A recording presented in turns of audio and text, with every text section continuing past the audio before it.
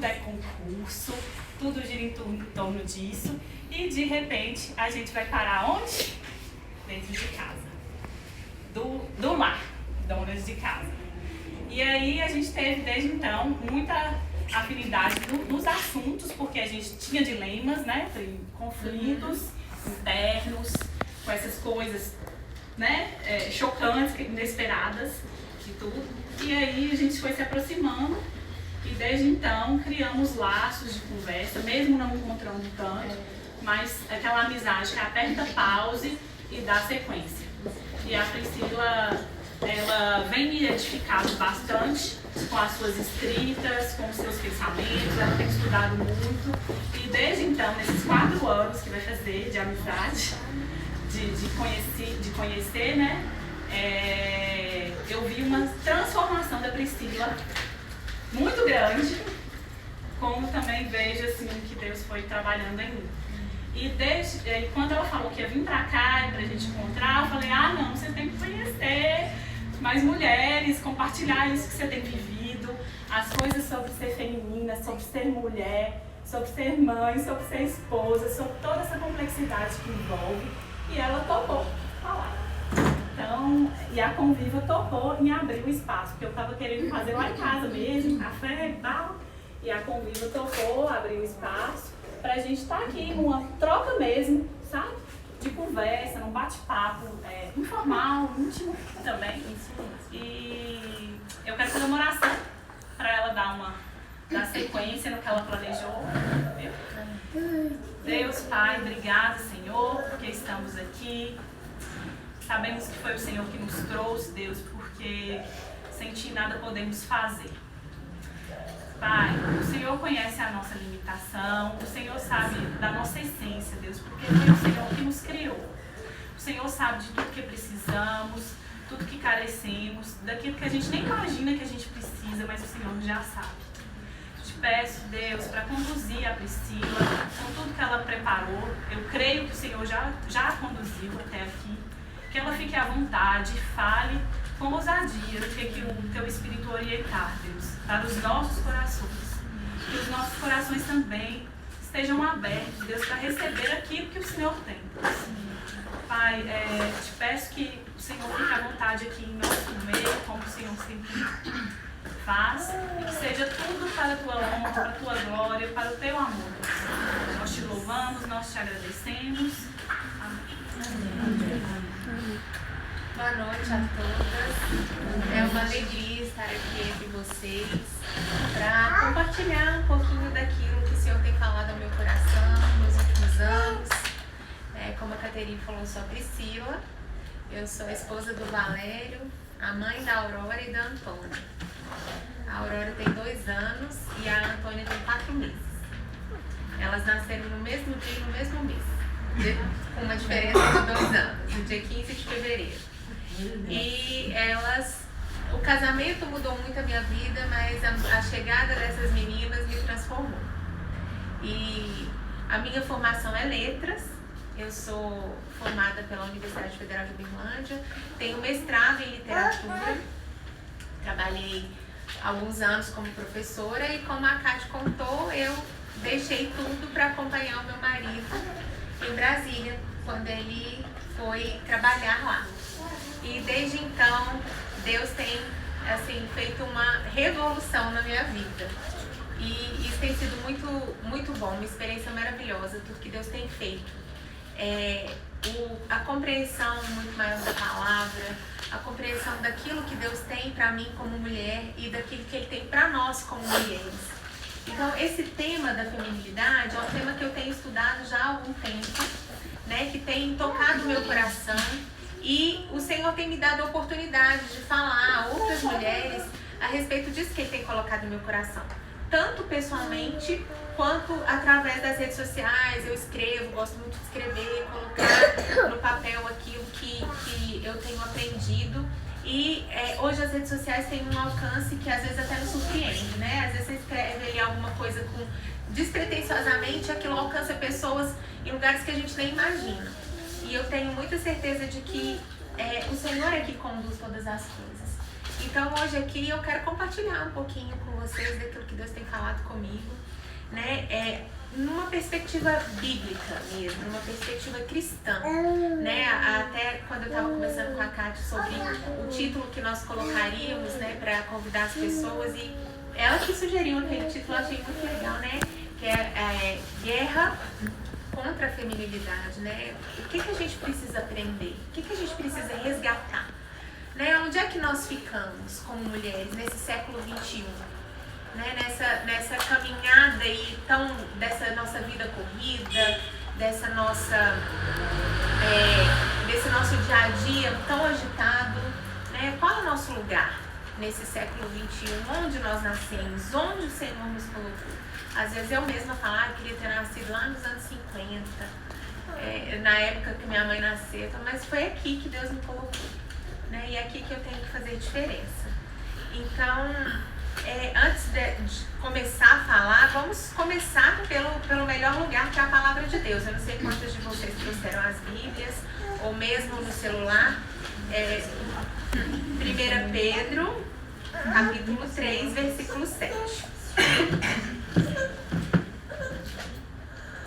1 Pedro 3, 7. Aí eu vou ler. Maridos, vós igualmente vivei a vida comum do lar, com discernimento e tendo consideração para com a vossa mulher como parte mais frágil. Tratai-a com dignidade, porque sois juntamente herdeiros da mesma graça de vida, para que não se interrompam as vossas orações. Então é um texto que tem um vocativo muito óbvio e muito claro, que é para os maridos. Mas aí a gente lê e aí já começa, né? Viver a vida comum do lar, com discernimento, tendo consideração para com a vossa mulher como parte mais frágil. Né? Muitas mulheres no nosso século XXI diriam que esse é um texto machista, porque já começa a nos chamar de a parte mais frágil, né? E aí a gente já fica indignada. A antiga Priscila ficaria. Então, mas como assim a parte mais frágil, né? Não, quem disse que a mulher é o sexo frágil? Tem até uma música assim, né? Dizem que a mulher é o sexo frágil, mas que mentira absurda. Não é mentira. Nós somos a parte mais frágil e isso não é uma afronta, é um privilégio. Né? Sabermos mais frágeis, saber que Deus nos desenhou assim, Ele nos fez assim, como a parte frágil do casal. E é isso que esse texto nos diz, que nós somos a parte mais frágil, é um privilégio. Só que este século no sentido de os nossos dias, este mundo, ele nos quer tirar esse privilégio. Quer nos tirar o privilégio de sermos a parte mais frágil. A parte mais frágil do casal, aquela que precisa ser cuidada, aquela que precisa ser protegida, que precisa ser mimada mesmo, que precisa ser alimentada, cuidada pelo seu marido. E muitas vezes nós ouvimos o tempo inteiro que a gente não é frágil, coisíssima nenhuma, e a gente vai contra aquilo que a própria Bíblia nos mostra, aquilo que a própria Bíblia nos ensina. E nos nossos dias, principalmente, existe uma filosofia, vamos chamar assim, uma ideologia que tem nos alcançado a todas nós, queiramos ou não, de forma direta ou indireta, que é o feminismo. O feminismo entrou nas nossas vidas de uma forma irremediável. Claro que nada é irremediável para o Senhor, mas todas nós temos influências do feminismo, porque o feminismo já está na terceira onda. Eu estudo muito sobre o feminismo também. Nós passamos pelo proto-feminismo, que foi lá no século XIX, que ainda era o início disso, né, da luta das mulheres, pelos direitos das mulheres. Depois vem a primeira onda, que é a que elas chamam das sufragistas, que é a luta pelo direito ao voto. Vem a segunda onda, que na minha opinião foi a mais destruidora, digamos assim, que é aquela dos anos 60, né, que é o sexo livre, que é a onda das mulheres quando elas deixam as suas casas e vão para o mercado de trabalho, né, e aí é tudo muito complexo. E vivemos hoje a terceira onda do movimento feminista, que ela é muito mais político-ideológica do que uma luta de fato pelos direitos das mulheres, mas que tem contaminado principalmente as nossas jovens. Né? O que nós temos, as meninas, elas vão para a escola, elas vão para a universidade e aquilo entra na cabeça delas, entrou na minha, né? Eu não sei como é a experiência de cada um de vocês aqui, mas é realmente uma ideologia que não condiz com a vida cristã. Né? Quando você ouve falar em feminista cristã, desconfie. Tem alguma coisa errada aí. Então é algo que a gente precisa conhecer melhor, entender melhor, né, do que se trata. E aí, quando eu estava estudando a respeito disso, aí eu cheguei eu li um livro, que inclusive é um livro que eu recomendo, do qual eu tirei muito do que eu vou falar aqui hoje. O nome dele é Feminilidade Radical. Não sei se alguns de vocês conhecem, da autora Carolyn McCulley. É um livro muito, muito interessante, que mostra muito como a ideologia feminista, ela nos alcançou e ela nos contaminou de certa forma. E aí eu pensei sobre 3 consequências graves que a entrada do feminismo nas nossas vidas, 3 consequências graves que vieram a partir disso.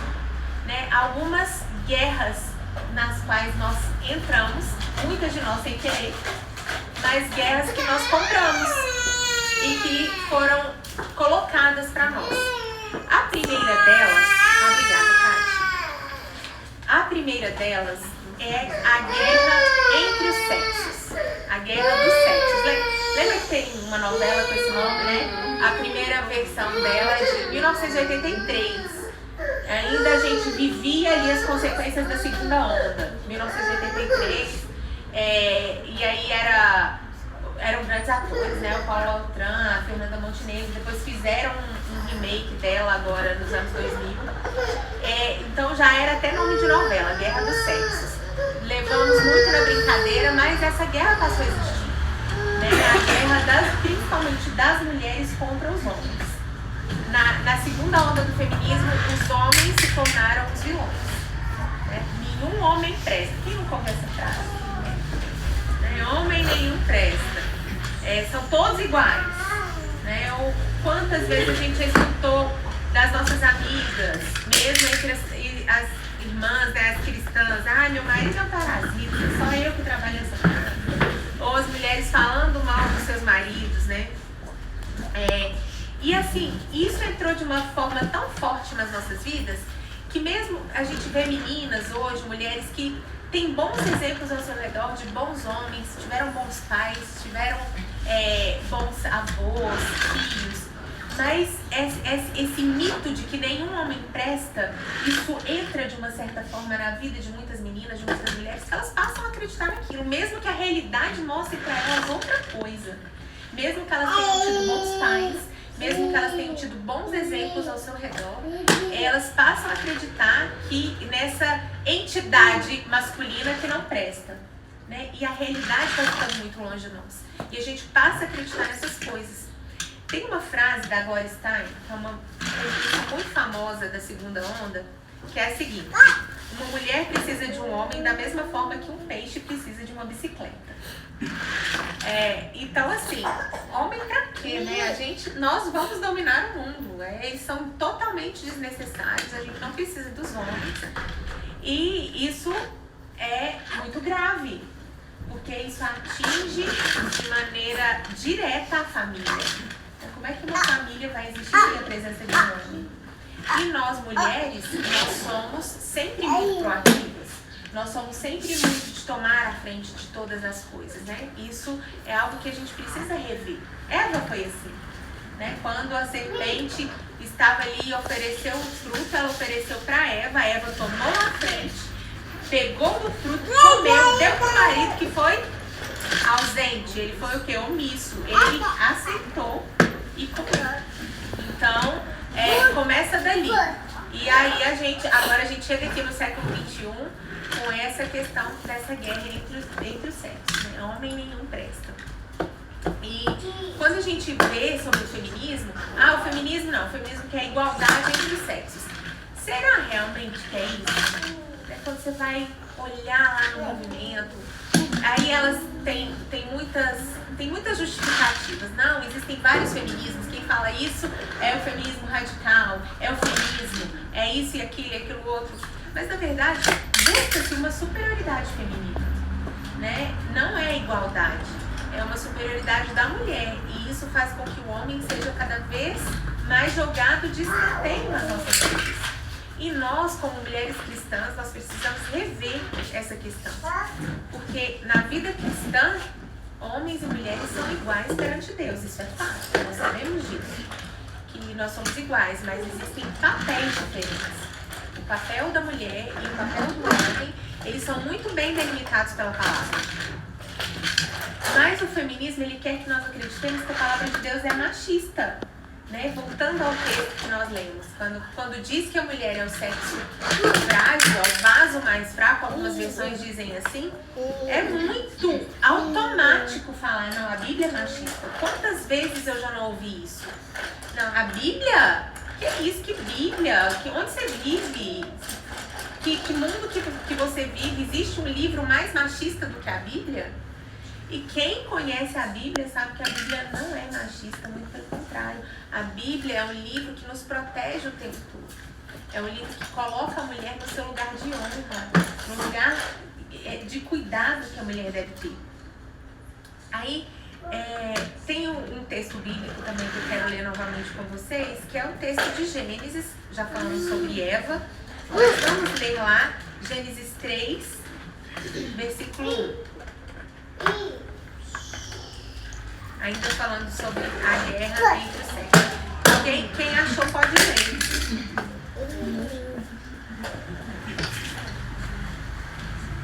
3:1. Isso.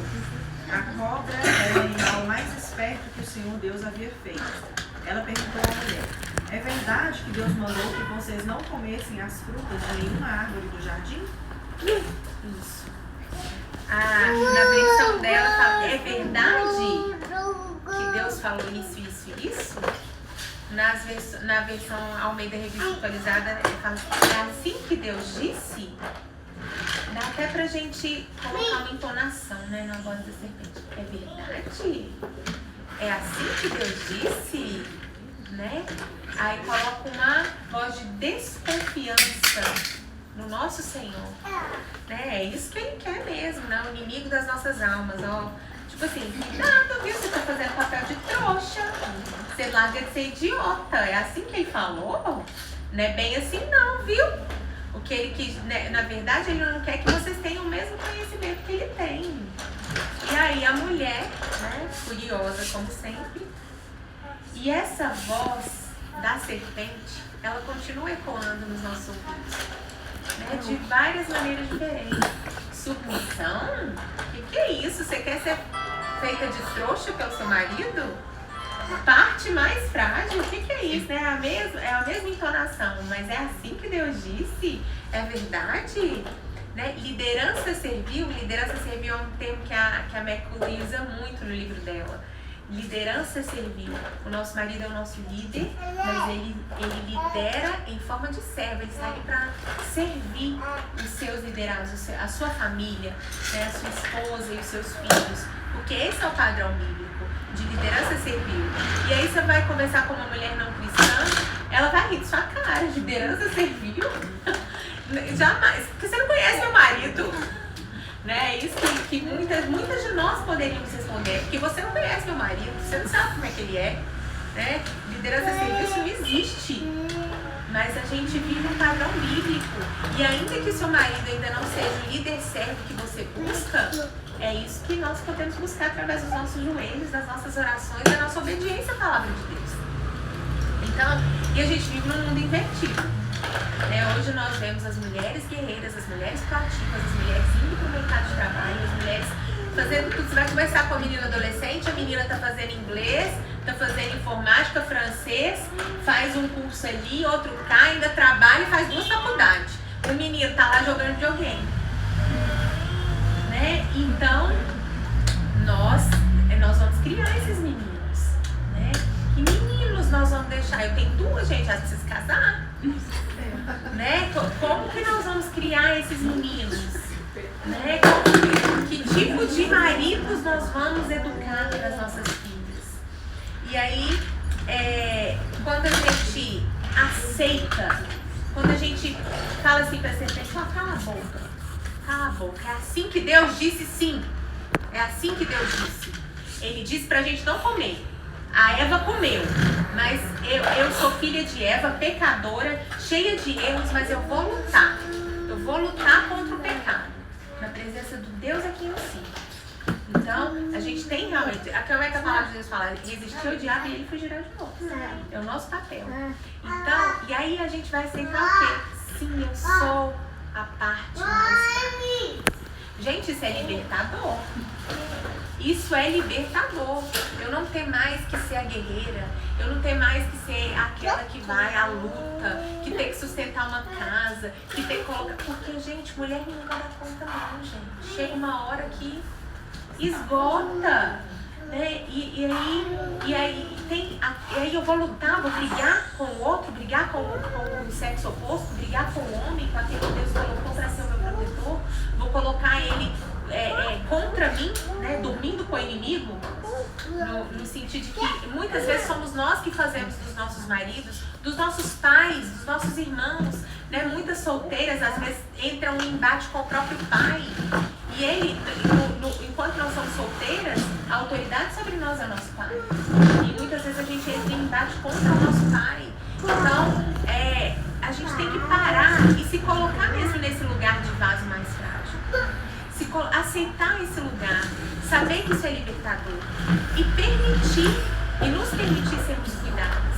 Ainda que o seu marido ainda seja aquele, mas você não conhece o meu marido. Só que muitas vezes a nossa postura não permite que os nossos maridos assumam esse papel, né? E quando a gente fala em submissão, muitas vezes a gente se assusta. Submissão é uma palavra que se tornou uma palavra feia, né? No nosso vocabulário, submissão. E quando a gente lê sobre submissão lá em Efésios, e mesmo aqui no livro de 1 Pedro, quando a gente vai ler o capítulo 2 de 1 Pedro, eu sugiro para vocês a leitura desse texto quando vocês chegarem em casa. É um texto que vem num crescente sobre submissão. Fala de submissão dos servos aos seus senhores e fala da submissão do nosso Mestre Jesus. Porque ele veio a esse mundo para servir. E ele submisso ao Deus Pai. Então, se Cristo foi submisso a Deus Pai, quem somos nós para nos rebelarmos contra a liderança servil do homem? Então, é algo que a gente precisa realmente repensar. Se essa guerra está valendo a pena. Está valendo a pena comprar essa briga? Está valendo a pena comprar essa briga contra os homens? Contra outro, além de deles serem nossos maridos, nossos pais, nossos irmãos, eles são nossos irmãos em Cristo. Eles são filhos de Deus. São aqueles que o Senhor colocou nas nossas vidas para nos proteger e também para comunhão na nossa vida, no nosso dia a dia. Muitas vezes a figura masculina, mesmo que nós não queiramos, como eu disse, nós recebemos essa influência feminista, muitas vezes, mesmo sem perceber, a gente está comprando essa briga. E a gente tem que ficar atenta, nós temos que ficar atentas a isso, né? Será que essa briga tem valido a pena? Certamente que não. E aí depois, então essa é a primeira consequência sobre a gente não acreditar que somos a parte mais frágil. E depois vem uma segunda consequência que se trata da guerra contra o lar. Quantas aqui não trabalham fora?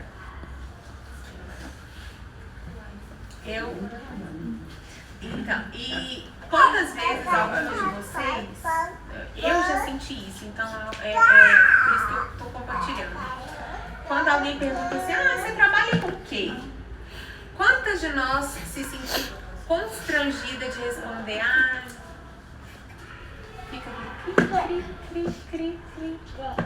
Não, eu tô em casa, mas eu tô estudando para concurso. Mentira.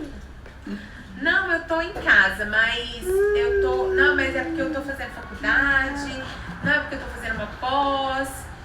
Não, eu tô em casa, mas sempre querendo encontrar justificativas para quem tá perguntando o que você faz. Ou então você mente, né? Fala a sua profissão anterior. Eu sou professora, né? Porque é minha profissão anterior. É a minha formação, eu sou professora, mas não estou professora. Né? Eu sou do lar. Quantas vezes a gente já passou por esses constrangimentos? Né? Por quê?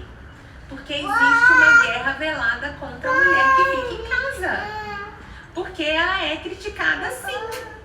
Porque alguém vai falar, nossa, mas estudou tanto pra ficar cuidando de menino? Pra ficar limpando bunda de menino? Nossa, mas estudou tanto pra quê? Pra ficar em casa? Né? Existe como se isso fosse um demérito. Você estar na sua casa, né, se dedicando aos seus filhos e ao seu marido, como se isso fosse uma afronta à sociedade, né? Porque não, porque a mulher tem que trabalhar. Né? E por quê que o lar passou a ser visto como um lugar de confinamento e emborrecimento? Nada, gente, é por acaso. Até os anos 50, todas as mulheres, todas não, né? Mas em geral, as mulheres, elas se casavam e ficavam em casa. E não era demérito nenhum, não era problema. Não que a mulher fosse proibida de trabalhar como o feminismo diz, isso não é verdade. Um dia eu vou voltar para falar só sobre o feminismo. Mas, e por quê? Isso é um fato, né? O lar é realmente um lugar de emburrecimento?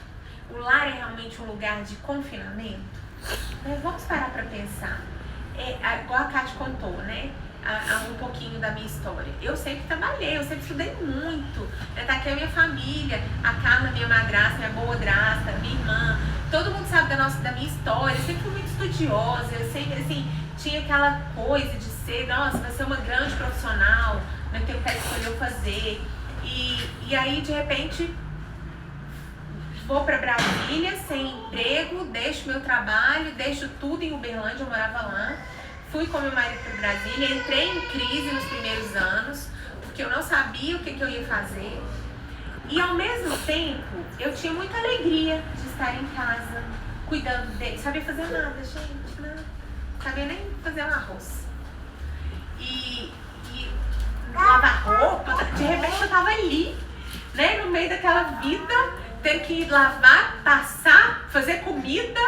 Graças a Deus podia pagar uma diarista, mas mesmo assim o dia a dia ali no grosso era comigo. Não saber fazer nada, não fui preparada para aquilo. Fui preparada para trabalhar, para ir pro mercado e tal. E de repente, aí veio um conflito muito grande. Porque eu não fui preparada para ser dona de casa, mas era gostoso estar em casa. Se eu me esforçasse um pouquinho mais, eu ia aprender a cuidar, mas não. Vinham todas aquelas vozes, né? Não, mas será que o povo tá falando de mim, né? Vai todo mundo falar que eu casei pra depender de marido. Pensava isso, que tava todo mundo falando isso de mim. A gente pensa mesmo, a gente tá sempre preocupado com a opinião do outro. O que o outro tá pensando? O que minhas amigas estão pensando? O que a família dele tá pensando? O que o povo tá pensando de mim? E, na verdade, quando a Beth Friedan, que foi uma feminista da segunda onda dos anos 60, ela escreveu um livro chamado A Mística Feminina. E ela falou sobre o problema sem nome. O que era o problema sem nome? Era a insatisfação que as mulheres tinham de ficar em casa. Só que isso tudo foi uma criação dela, da cabeça dela, porque ela tinha uma insatisfação de estar em casa, porque ela tinha dificuldades no casamento. E aí aquilo, ela transformou aquilo em realidade científica, escreveu um livro e aquilo se tornou uma realidade. Ela chegou a escrever o seguinte: estar em casa é como estar em um campo de concentração confortável. Então, né, quando a gente escuta essas vozes, elas não nasceram do nada. Algo aconteceu. Esse livro da Beth Friedan, ele foi muito vendido. Depois, posteriormente, quando ela já estava mais velha, já na década de 80, ela reviu muitas das suas posições. Né? Ela falou, a carreira não traz para a mulher, a carreira não pensa no interior da mulher, naquilo tudo que ela precisa. Nós não somos robôs. Então ela reviu muitas das suas posições, mas o estrago já estava feito. E aí as mulheres passaram para o mercado de trabalho. E vejam bem, meninas, eu não estou dizendo que a mulher não deve trabalhar fora, que a mulher não pode trabalhar fora. Não é isso. Mas o problema é que nós passamos a negligenciar o nosso lar em função das nossas carreiras. Esse é que é o problema. Então, o que acontece? A gente vai pro mercado, a gente vai trabalhar e nós somos boas. Só que a gente também pode ser boa em casa. E você pode transformar, e aí foi isso que eu comecei a fazer, transformar a minha vida de dona de casa numa profissão. E fui aprender a fazer arroz, fui aprender a fazer feijão, e fui aprender a cozinhar, e a cuidar da casa, e a lavar roupa. Até minha mãe falava assim, gente, mas eu tanto de prato limpinho, eu nunca pensei que isso ia acontecer. Né? Profissionalizar aquele trabalho. Colocar aquilo como algo realmente que fosse trazer satisfação para mim, né? E para o meu marido. E depois que eu me tornei mãe, estudar sobre a maternidade. Eu coloquei uma vida no mundo e eu quero aprender, eu quero dar para essas minhas filhas, para essas crianças que o Senhor colocou na minha vida, o melhor que eu puder. Então, não é um lugar de emburrecimento. Muito pelo contrário, quando você trabalha demais, você não tem tempo de estudar. E quando você está em casa, se você se organiza, se você coloca tempo para todas as coisas, você vai encontrar tempo, inclusive, para estudar e para aprender muito mais do que quando você está no mercado. E o que eu quero dizer, quando eu digo que não é proibido trabalhar, não é errado trabalhar, não é errado trabalhar. Mas é errado negligenciar o lar em função da sua carreira. É errado. O seu tempo, a maior parte do seu tempo, daquilo que você tem de melhor, tem que ir para sua casa, para os seus filhos, para o seu marido. Porque a Bíblia fala, e a maioria das cristãs conhece esse versículo lá, Provérbios 14:1, que a mulher sábia edifica a sua casa. O que é edificar? É construir. E nós somos coluna. Nós somos coluna.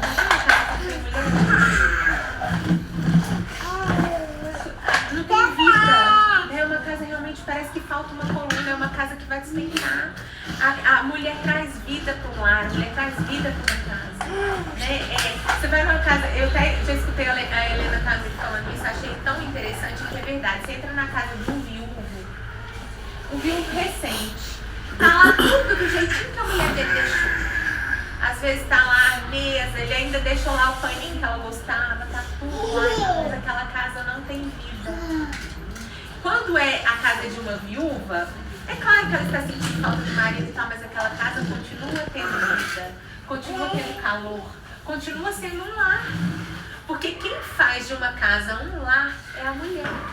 E é por isso que a mulher sábia edifica a sua casa. E quando a gente entra nessa guerra contra o lar, a gente destrói esse aquecimento, né? Então, uma casa em que a mulher está só focada na carreira, está focada o tempo inteiro no trabalho, esquece do marido, esquece dos filhos, deixa tudo na mão de empregada, deixa tudo na mão de outras pessoas e não se dedica, aquilo vai definhar. A coluna vai fazer com que a casa, a falta da coluna vai fazer com que a casa caia, né? A casa cai literalmente, no sentido do lar. O lar se destrói com a falta da mulher. Então, há um desequilíbrio, né? E o lar deve ser a prioridade. Há muitas mulheres que não trabalham, também não priorizam o lar. Então, não é uma questão só do trabalho. Tem mulheres que estão em casa, mas elas não dão prioridade para aquela casa se tornar um lar. Há mulheres que estão ali de enfeite. Isso também não é formar um lar, né? Então, a gente tem... muitas vezes as mulheres falam, gente, mas é um peso muito grande em cima da gente, né? Tudo é mulher. A mulher que edifica o lar, a mulher que tem que cuidar das crianças, ela ainda tem que trabalhar. Foi isso que o Senhor deixou para nós e a gente ainda é o vaso mais frágil.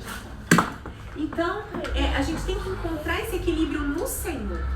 Porque é Ele quem vai nos dar a força para nós termos esse equilíbrio, para edificarmos o nosso lar e para darmos prioridade para Ele.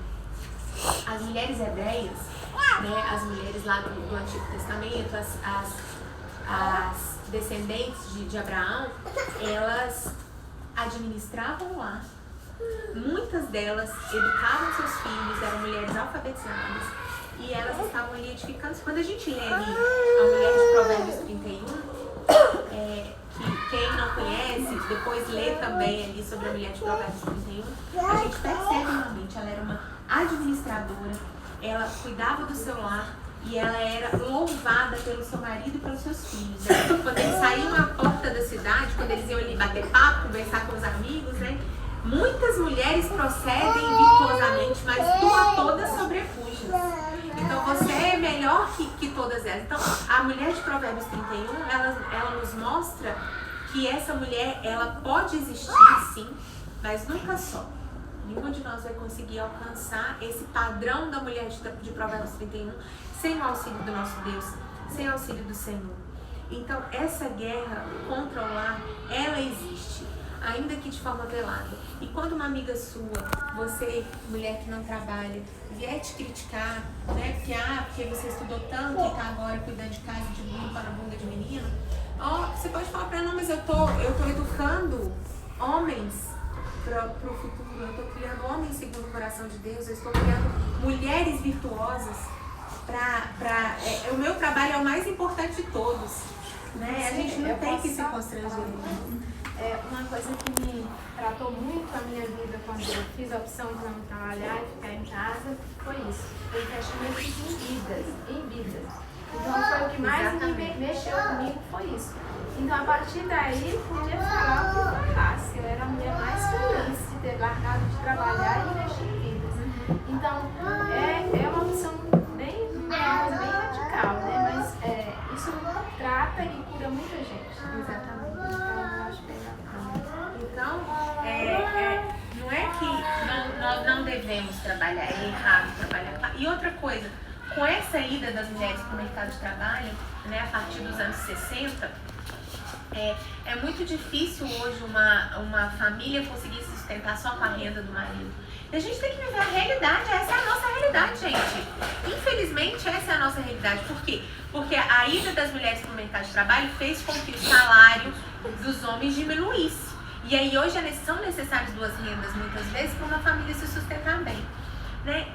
E também, muitas vezes, a gente tem que parar para pensar, porque, muitas mulheres falam isso. Só a renda do meu marido não dá. Será? Também muitas vezes a gente tem que sentar, fazer ali uma planilha. Será que não dá mesmo? Será que não dá para cortar ali algumas coisas? Né? Que a gente está só conversando. Mas eu tenho algumas amigas que optaram por ficar só em casa com uma renda baixa do marido, né? Uma vida um pouco mais difícil, mas estão totalmente realizadas por estar formando vidas, né? Por estar dedicando 100% do seu tempo ao cuidar dos filhos. Isso é uma coisa muito pessoal. Mas só o que eu quero deixar dessa questão sobre a guerra contra o lar é que, sim, o seu tempo de qualidade, ele tem que ser para sua casa, ainda que você trabalhe. E a terceira guerra que nós compramos nesse nosso século, séculos 20 e 21, é a guerra contra a maternidade. Será que existe essa guerra? Existe. Cada vez mais forte. Quem não tem uma amiga ou um casal jovem de amigos que falou, não quero ter filhos? Cristãos, o que é mais triste. Eu fui uma delas. Eu falava, eu não quero ser mãe. Quando eu queria casar, gente, eu queria casar. Eu acho que assim, se eu não casasse, eu ia ser a pessoa mais triste da face da terra. Mas a maternidade não me atraía. Eu não tinha assim esse desejo de ser mãe, isso nunca foi forte no meu coração.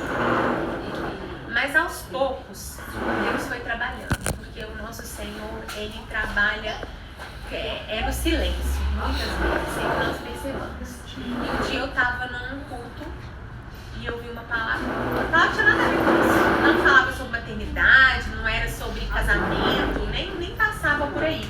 Mas no momento o pregador falou assim, você, mulher, que tem um útero e não deseja ser mãe, presta atenção, hein? Vai orar, porque tem alguma coisa errada com você. Só isso. No meio da pregação, eu falei, pra mim. E eu tava sozinha, o Valério nem tava lá, meu marido. E aí, aquilo mexeu muito comigo. É um pregador com quem eu tinha muitas diferenças doutrinárias, muita coisa, mas quando Deus fala, Ele fala. E aí eu cheguei em casa e eu falei, eu vou orar, né?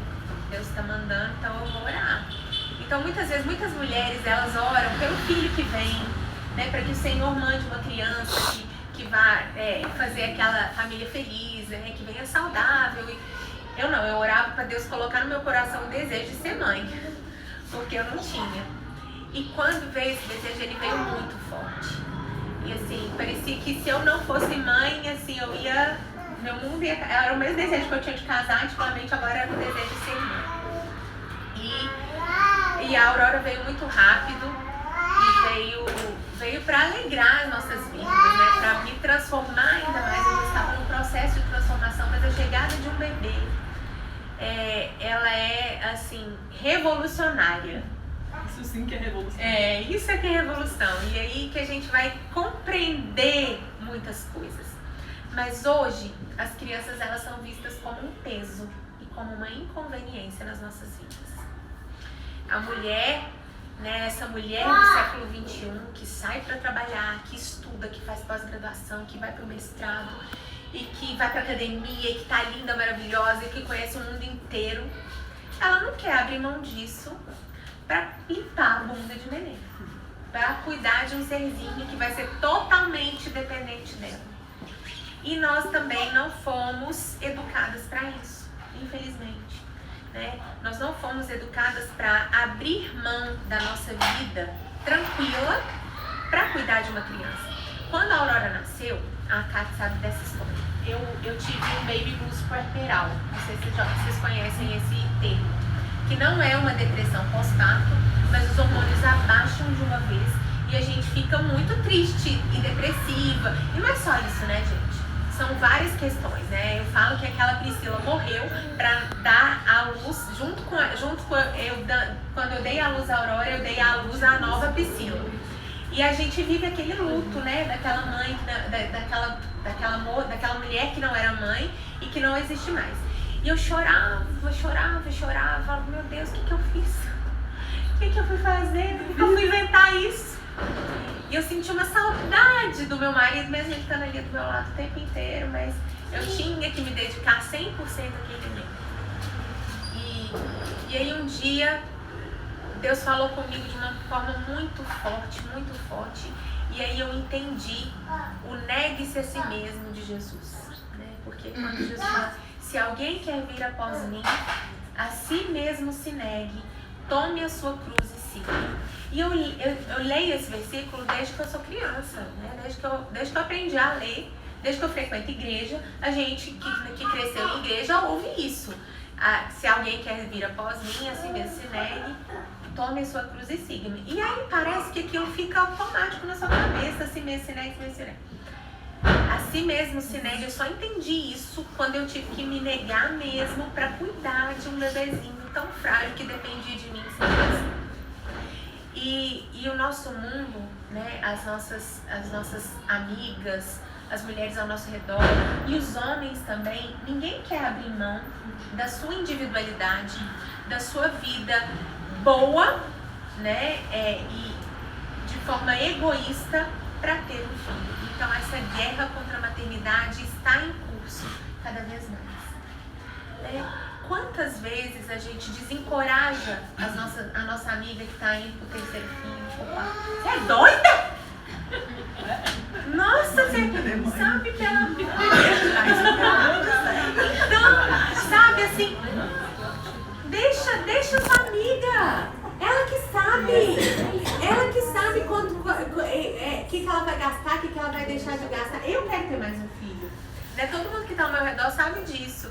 E se eu fosse mais nova, sei lá quantos eu teria, né? O Senhor é que sabe. Até meu marido ainda tem.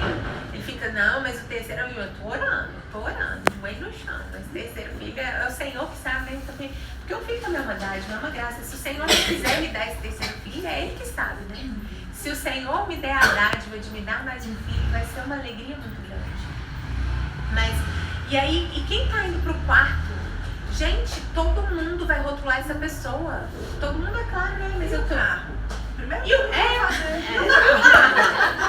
E como é que faz pra viajar?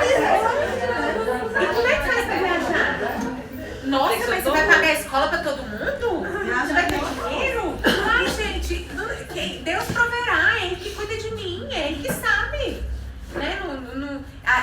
Esses dias eu ouvi uma palestra, achei tão interessante que o moço, ele tem 11 filhos, gente. 11 filhos. Nossa, eu tenho Bíblia. 21 é juiz de direito, a esposa dele só fica em casa. e ele já tem netos e tem bebês dele. Então, assim, né, tem um bebê que é dele que é mais novo que o neto. Né? Isso era muito comum antigamente. Meu pai tem sobrinhos mais velhos que ele. Mas, que ele é o caçula de 13. Mas isso lá, né, lá nos anos 60, tem na roça, em Minas Gerais, lá no interior. Então hoje, se você falar com uma pessoa hoje, né, que tem 11 filhos, ela assusta muito. E ele falando assim, gente, você pode fazer a planilha mais linda do mundo no seu Excel, colocar todas as suas despesas ali. Não é errado, né? Tô falando que planejamento é errado, ele não falou isso não.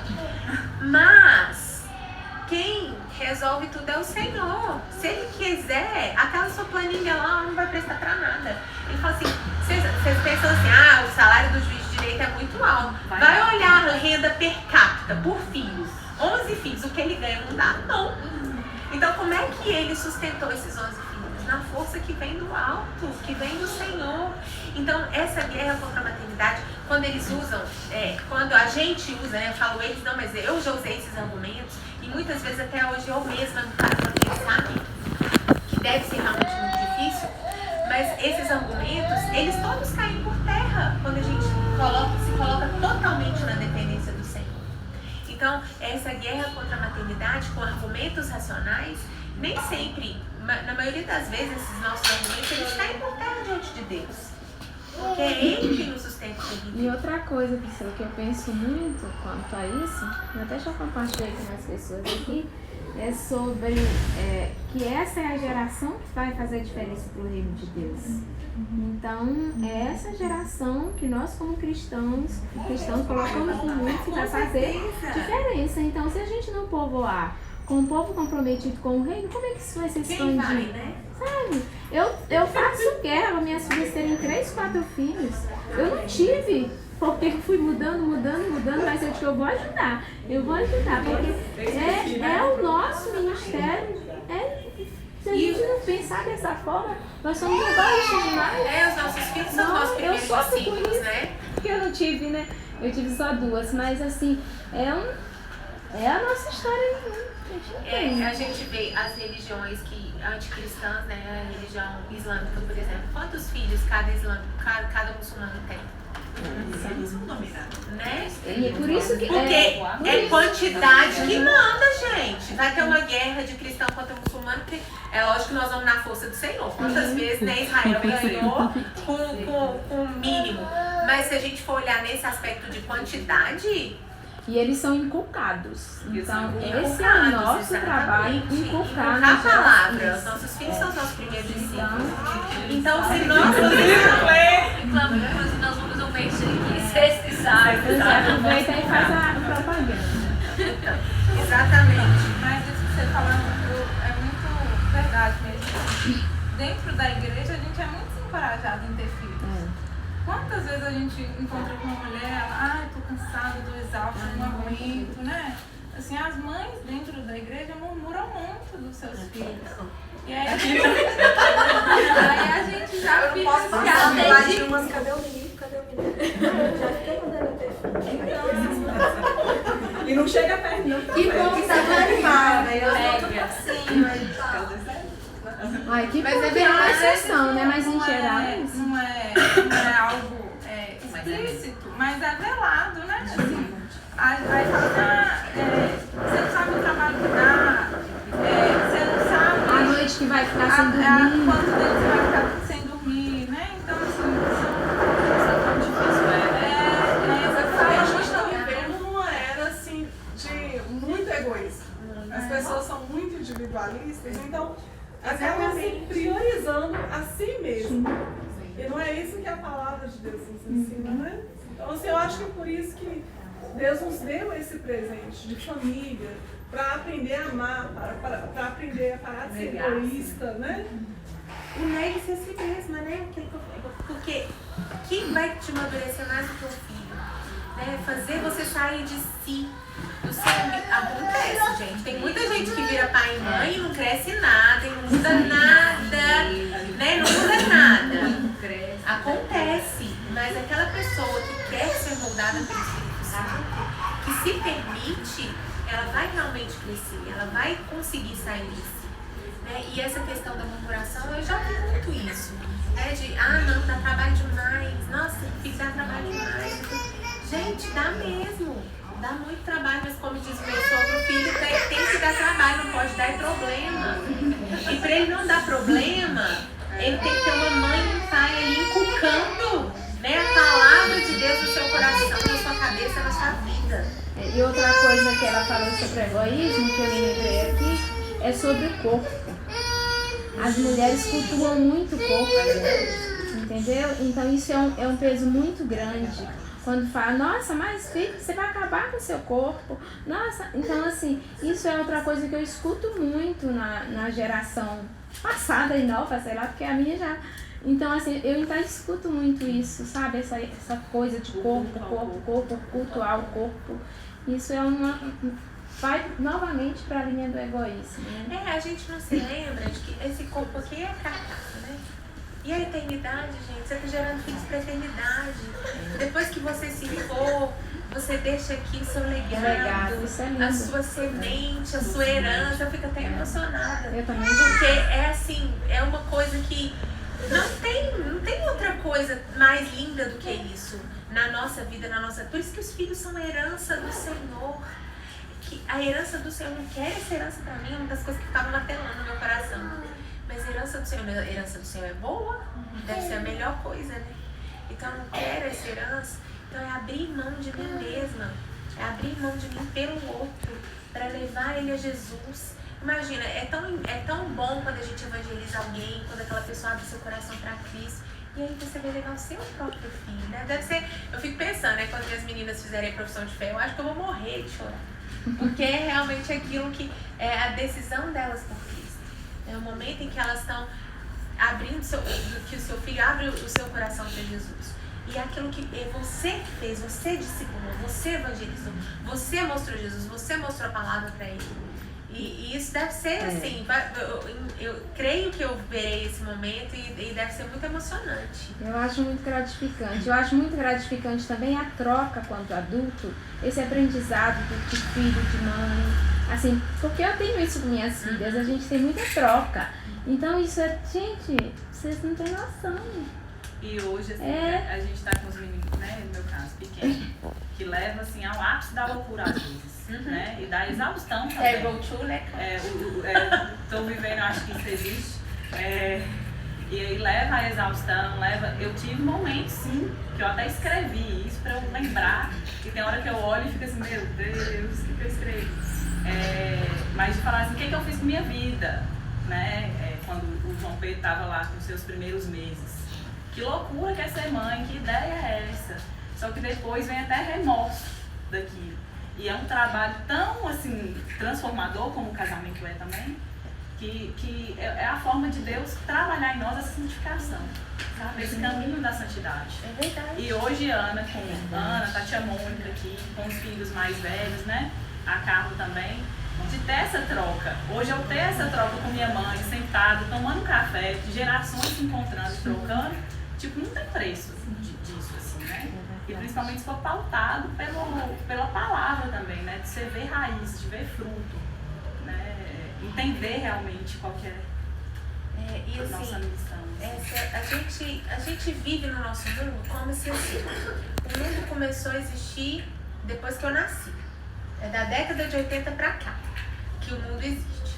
A gente esquece, né, que, nossa gente, o ser humano é muito antigo. Né? Nós estamos aí há quantos anos, né?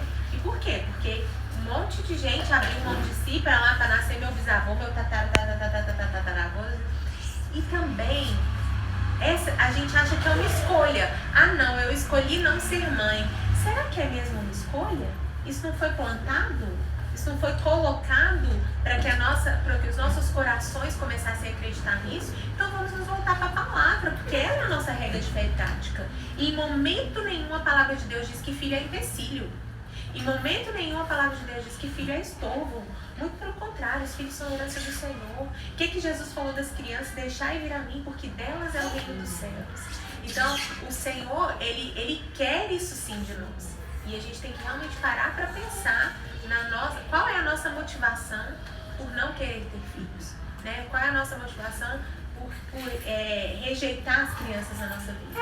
É tão engraçado, a gente tá com isso tão entranhado em nós que até a Catinha falou assim, algumas vezes vão levar as crianças pequenas, tem problema? Eu comecei a rir, falei, claro que não, as crianças são sempre bem-vindas, a gente tá aqui pra falar delas. Pode fazer barulho, pode, né? E a gente tem menino pequeno, a gente vê, gente, você vai num restaurante, nossa, as pessoas já começam a olhar assim, né? Ai, mas pra que trouxe criança? Né? Pra cá, pra isso. Né? É claro que eu não vou levar um filho meu no fazano, né, gente? 10 horas, um jantar chiquérrimo, a gente também tem que ter bom senso. Mas no restaurante self-service, às vezes as pessoas te olham torto. Porque você está levando criança, do tanto que essa nossa sociedade está doente, né? Você não foi criança, não? Como diz a dona Eunice, seu filho sem mãe. Você não foi criança, não? Você não sabe que criança é vida? Então a gente tem que ter esse cuidado. Só lembrando que isso foi tudo plantado, depois vocês pesquisem lá no Google sobre Margaret Sanger. Ela é uma das mulheres, uma das mães daquela Planned Parenthood, já ouviram falar? É uma ONG americana que financia o aborto, né, de crianças, e eles são muito grandes nos Estados Unidos, eles têm um lobby muito grande no Congresso, e ela foi a mãe fundadora, e ela começou, uma mulher, na década de 30, escrevendo artigos sobre a anticoncepção, né, defendendo com unhas, não estou falando sobre a anticoncepção, isso é uma outra discussão, mas defendendo com unhas e dentes a anticoncepção, e dizem que ela é a mãe da eugenia, que é no nosso tempo, né, que depois foi inclusive utilizada na Segunda Guerra, mas é o que? Criar a raça perfeita. Então, vamos abortar. Principalmente ali nos Estados Unidos, ela queria, a Planned Parenthood, ela cresceu principalmente nos guetos, nos bairros mais pobres, né, para exterminar as crianças negras, para exterminar as crianças deficientes, para exterminar as crianças pobres, né, porque às vezes a gente escuta um discurso assim, mas pobre não tem que ter filho. Gente, vamos tomar cuidado com o que a gente fala. Pobre não tem que ter filho? O que é isso? De onde vem isso? Isso é bíblico? Deus concorda com essa minha palavra, que pobre não pode ter filho? Né? Quem disse que essa criança vai virar bandido? Você tem bola de cristal? Você é Deus? Né? Então a gente tem que ter muito cuidado com as nossas palavras, porque isso faz parte dessa guerra contra a maternidade, que muitas vezes a gente, sem perceber, está comprando. Então pesquisem lá sobre a Margaret Sanger, acho que é assim que pronuncia o nome dela. Sim, deixa eu. Claro, Eu tô desde o início, assim, pensando um pouco nessa questão que você trouxe que você traz mais agora pontualmente sobre o plantar, né? Então, a nossa geração é uma geração que desde o nosso nascimento, a nossa concepção, a gente está ouvindo já essa ideia da mulher que vai sair de casa, né? Uma mulher que vai ser mais independente, uma mulher que vai ser forte, não vai ser frágil, né? Uma mulher que vai ocupar os seus espaços. Então nós crescemos assim. Depois de 30 anos, eu tenho uma visão, a minha mente já está completamente formada, né? Que é estar fora, que é de ser independente, que é de carreira em primeiro lugar. Então houve desde o início uma inversão de valores, como você colocou também.